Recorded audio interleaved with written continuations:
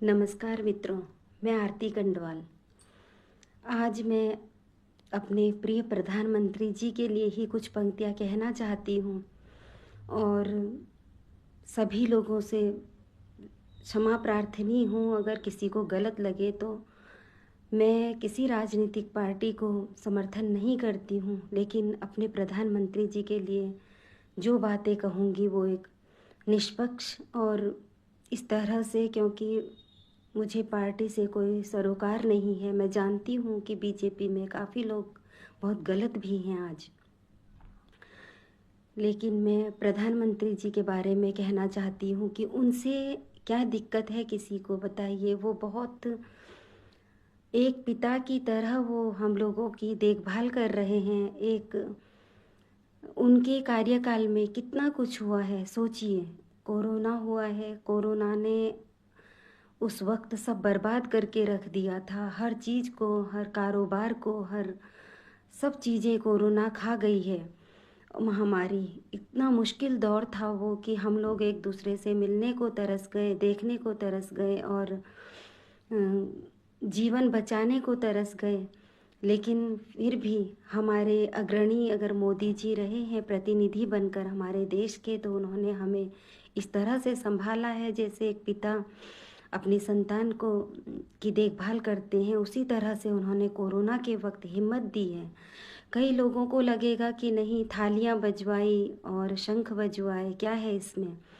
लेकिन सबसे बड़ी बात यह है कि किसी को एक उम्मीद देनी बहुत बड़ी बात होती है। अगर उन्होंने ऐसा किया है और हम सभी लोगों ने, यहाँ तक कि बड़े बड़े ज्ञानी लोगों ने भी वो सब काम किए हैं जैसे उन्होंने कहा है, तो उससे एक हिम्मत मिली है, सभी को एक उम्मीद मिली है जीने की।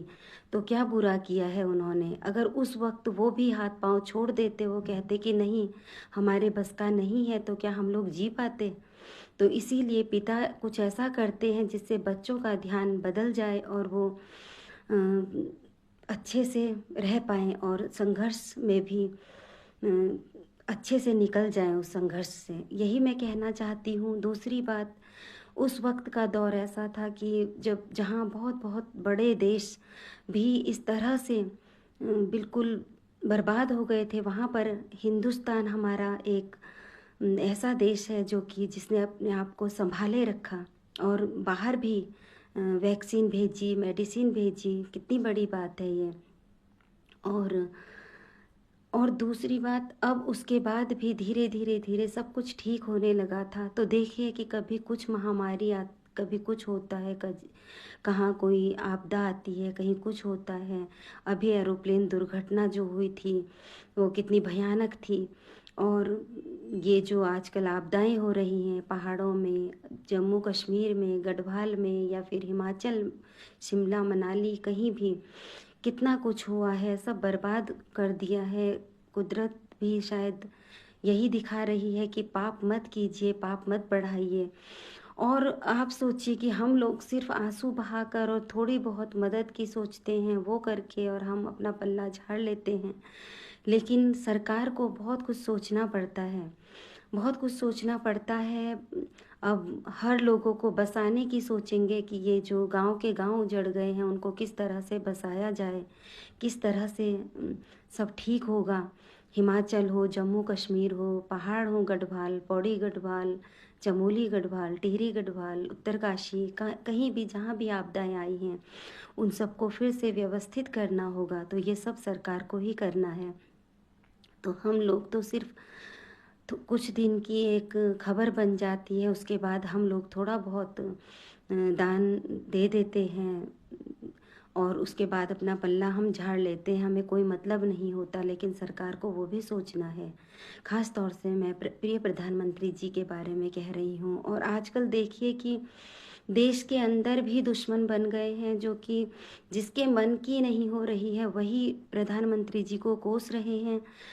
और बाहर देशों का भी देखिए कि बाहर देश भी हमारे साथ किस तरह से कर रहे हैं। ट्रम्प को ही देखिए किस तरह से वो टैक्स उन्होंने बढ़ाए हैं और किस तरह से उन्होंने भारत को कमज़ोर करने की कोशिश की है। लेकिन फिर भी देखिए हमारे प्रधानमंत्री जी ने हमारा सर झुकने नहीं दिया, कहीं पर भी नहीं झुकने दिया। पाकिस्तान के साथ युद्ध हुआ तो भी उन्होंने किस तरह से हमारी सेना ने अपना साहस का बल दिखाते हुए उनको इस तरह से धूल चटाई। और आज अगर दूसरा इंसान उसका श्रेय ले तो कैसे क्यों ले? हमारे प्रधानमंत्री जी ने ये सब किया है और हम उनके शुक्रगुजार हैं। और आज भी देखिए, अगर वो चाहते तो वो झुक सकते थे, लेकिन नहीं, वहाँ पर वो नहीं झुके, क्योंकि वहाँ पर हमारा स्वाभिमान पहले है। और रही बात आज उनके देश विदेश घूमने की, तो वो क्या करें? अब जिस चीन की वो हमेशा कहते थे चीज़ें न लें, वो भी आज वहाँ पर भी वो झुकने को तैयार हो गए हैं, सिर्फ हम लोगों की वजह से, कि हमारे जो बच्चे बेरोजगार हो रहे हैं या हमारे यहाँ पर जो भी चीज़ें परेशानी हो रही है बच्चों को, कंपनियों को, हर चीज़ को, तो वो चाहते हैं कि दूसरे देशों से ऐसे संबंध बनाए जाएँ, इसीलिए वो चीन, जापान इन लोगों से मिलकर रह रहे हैं। और क्या गलत किया? अगर रसिया से हमने क्रूड ऑयल लिया तो हमने कच्ची सामग्री वहाँ से ली, उसको खुद से तैयार किया और फिर उसकी सप्लाई कर रहे हैं, तो इसमें किसी को क्या प्रॉब्लम होनी चाहिए? और क्यों न लेते? हर देश अपना अच्छा ही चाहता है, अपने देशवासियों की सुख समृद्धि चाहता है, तो ये सोच उनकी बहुत अच्छी थी। और उस वक़्त जो सही लगा। और हमेशा भारत ही एक ऐसा देश है जो हमेशा किसी भी लड़ाई के को का विरोध करता है। दुनिया में जो भी लड़ाइयाँ हो रही हैं उसका विरोध सिर्फ भारत देश ही करता है। और हमारे प्रधानमंत्री जी पर हमें गर्व है। हाँ, मैं मानती हूँ कि बीजेपी में आज बहुत से लोग बहुत गलत हैं, जो कि छोटे-छोटे स्तर के ज़्यादातर हैं, जो कि इन पार्टियों से जुड़े हुए हैं और गलत काम कर रहे हैं, लेकिन इसका दोष हम अपने प्रिय प्रधानमंत्री जी को तो नहीं दे सकते। उनको तो शायद ये छोटी-छोटी जो छोटे लोगों की ये करतूतें हैं, ये उन तक शायद पहुँचती भी नहीं होंगी, क्योंकि ये सिर्फ़ राज्य के मामले होते हैं और राज्य में ही ख़त्म हो जाती हैं कुछ चीज़ें, लोग वहाँ तक पहुँचने नहीं देते। लेकिन फिर भी कुछ मजबूरियाँ हैं उनकी कि वो ऐसा कदम नहीं उठा पा रहे हैं, वरना मैं यही कहूँगी कि ऐसे लोगों की वजह से प्रधानमंत्री जी की छवि को नुकसान पहुँच रहा है और ऐसे लोगों को पार्टी से निष्कासित करना चाहिए प्रधानमंत्री जी को।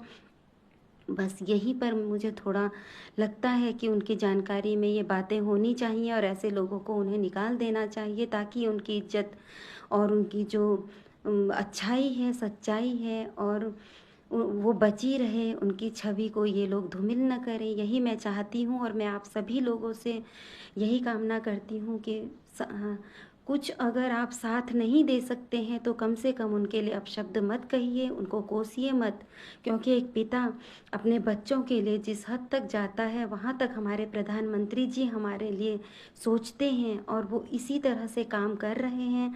तो उनकी इज्जत कीजिए, मान दीजिए, क्योंकि अगर वो हमारे प्रधानमंत्री के पद पर नहीं होंगे तो मुझे नहीं लगता कि कोई ऐसा भी इंसान हो सकता है जो उस गद्दी में बैठे और उस हमारे देश का प्रतिनिधित्व कर सके।